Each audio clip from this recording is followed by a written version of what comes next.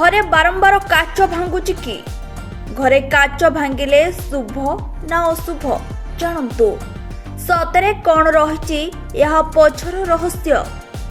हठात घरे काच भांगी जिबा परे अनेक लोक चिंतारे पड़ जाते। केही कहती यह अशुभ आउ केही कहती यह घर उपरे आसुथुबा विपद दूर हेबार संकेत।